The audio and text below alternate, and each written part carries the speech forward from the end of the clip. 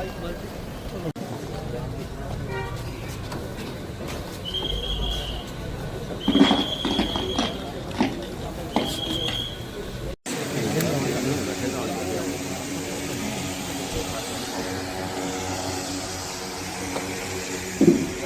एरिए में 3 ड्रोन आए उनके, तो हमें तो पता। अभिनंदन शर्मा जी एक्स MLA, और आज इस मौके पर सबसे की पिछले दिनों हुए घटनाक्रम में MLA कुलदीप जी, यशपाल जी, अश्विनी शर्मा, श्रीमान डॉक्टर जितेंद्र सिंह जी, पहलगाम में जो उन्होंने एक बड़ा गंदा और ऑपरेशन संदूर, बॉर्डर वाले ही बोलते, लेकिन मैं जो व्यक्तिगत इस लड़ाई में छुप कर अपनी जान बचाने पड़ी। नहीं, सबसे पहले तो मैं ये कहूंगा कि हमें हृदय की गहराइयों से धन्यवाद करना है प्रधानमंत्री मोदी जी का। आज हम बिल्कुल सीमा रेखा के नजदीक खड़े हैं, अंतर्राष्ट्रीय सीमा, इंटरनेशनल बॉर्डर पाकिस्तान के साथ। ये जितनी भी उपलब्धियां हुई हैं गत 10 वर्षों में, ये जितनी भी क्षमताएं भारत ने ग्रहण की हैं गत 10, और ये प्रमाण सहित आप किसी से पूछ सकते हैं। यही वो इलाका है जहां पर एक जमाने में सड़कें नहीं हुआ करती थी, मोबाइल टावर नहीं होते थे, बच्चों को पढ़ाई लिखाई की सुविधा नहीं थी। कांग्रेस सरकारें थी, जब उसके आगे कहा जाता तो कहते साहब ये हमारी नीति है, पॉलिसी है कि यहाँ सड़कें नहीं बनती थी।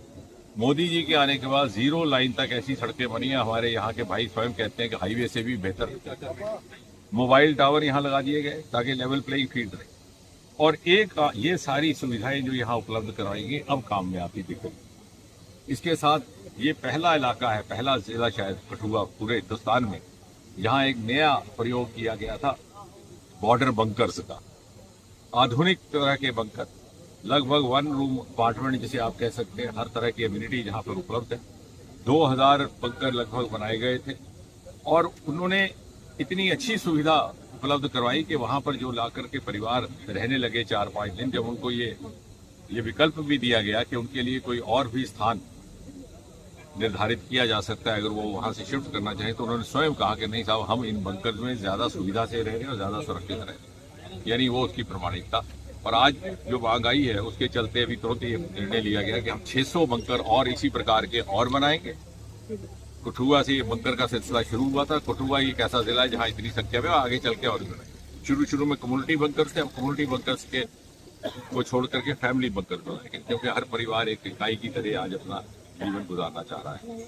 इसी तरह एक मांग आई थी कि यहाँ सायरन कई बार नहीं सुनाई देता, सोशल मीडिया के माध्यम से उसकी जानकारी मिलती है, तो एक centralised automatic technology driven siren system सबसे पहली बार कठुआ में ही स्थापित होगा।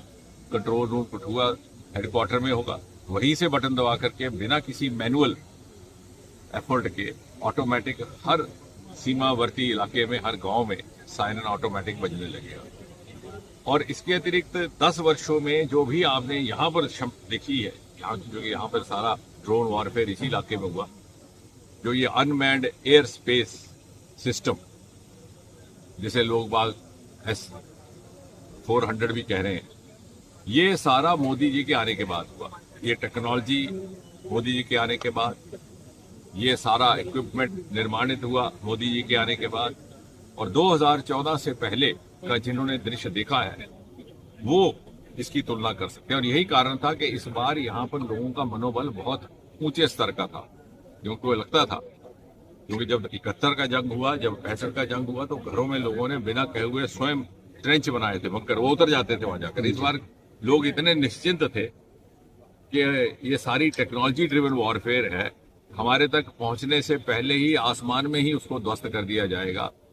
और ये सब मुझे लगता है एक अच्छा मौका भी था हिंदुस्तान के लिए, सारी दुनिया के आगे प्रमाणित करने का कि अब हिंदुस्तान कहाँ खड़ा है, हमारी क्षमताएं क्या है और हमारी बल प्रयोग की शक्ति क्या है। प्रधानमंत्री मोदी ने भी कहा टेरर और जो है वो साथ में नहीं चलेगा। निश्चय मोदी जी जो बात कहते हैं उस पर अमल करते हैं, और ये उन्होंने अमल करके दिखाया है। आपको अगर उसका प्रमाण देखना है तो जो पाकिस्तान असेंबली का जो सेशन है, वहां पर कुछ एक सदस्यों ने ये स्वयं कहा अपने मंत्रियों से कि साहब, आपको मोदी का नाम लेने का साहस नहीं है और आप दुस्साहस कर बैठे हिंदुस्तान के साथ इस तरह का पंगा ले रहे हैं। तो क्या पीओके पर जल्द से जल्द बातचीत होगी? पीओके पर क्या देखते हैं? वो हमारी निर्धारित एक नीति रही है भारत सरकार की शुरू से ही, और भारतीय जनता पार्टी की भी, और मोदी जी ने स्वयं इस बात को फिर से एक बार दोहराया कि एक ही एजेंडा है कि किस प्रकार पाक अधिकृत जम्मू कश्मीर को पुनः हिंदुस्तान और भारतीय गणराज्य का हिस्सा बनाए। मैं सर एक्स सरपंच शानलाल दीन पंचायत, मेरी रिजाइनिंग बिल्कुल जीरो लैंड पंचायत है। बताइए, आज पीएमओ मंत्री जो हैं डॉक्टर जितेंद्र सिंह जो हीरानगर सीमावर्ती क्षेत्र के लोगों से मिलने आए थे। देखो सर, पहले भी मंत्री रहे हैं, पर जबकि हमारे डिस्ट्रिक्ट कठुआ में डॉक्टर जितेंद्र सिंह जी आए हैं तब के बहुत ही डेवलपमेंट के काम, और जो आज बॉर्डर में जो शेलिंग वगैरह हो रही थी उसमें इनका बहुत अच्छा योगदान जाता है कि इन्होंने देखो अभी भी हमारी सुध लेने आए हैं। पहले भी सरकारें नहीं है, कोई हमारी बातचीत इतनी पूछता नहीं था, और इन्होंने बहुत अच्छा काम किया जो हमारी बॉर्डर में बैंकर बनवाए हैं। और मैं आज बोला भी वहाँ, और कुछ लोग हमारे जो पंचायत के रह गए हैं, मैक्सिमम कोई 100 बैंकर रहता है, अगर वो भी बन जाएं तो लोगों को इतना सफ़र नहीं करना पड़ता। बाकी डिस्ट्रिक्ट प्रशासन हमारी बहुत अच्छा साथ दिया है इस बार। पुलिस ने, जो तहसीलदार साहब थे, डीसी साहब थे, और बाकी मैं बहुत बहुत धन्यवाद करता हूँ वो मोदी साहब का जो सेंटर में बैठे हैं। उन्होंने मतलब कि 1-2 दिन में ही पाकिस्तान को घुटनों में ला दिया, और जाके अमेरिका के पास जाके गड़गड़ाने लगे, और सीज़ फायर हमारे वालों ने नहीं किया, उन्होंने मांगा है सीज़ फायर दो मोदी साहब को। तो मैं इसी शब्दों से बोलता हूँ कि मोदी साहब का बहुत बहुत धन्यवाद करते हैं। अगर एक दिन और लगा देते ना तो पाकिस्तान का मलिया मेट हो जाना था। जय हिंद, जय भारत।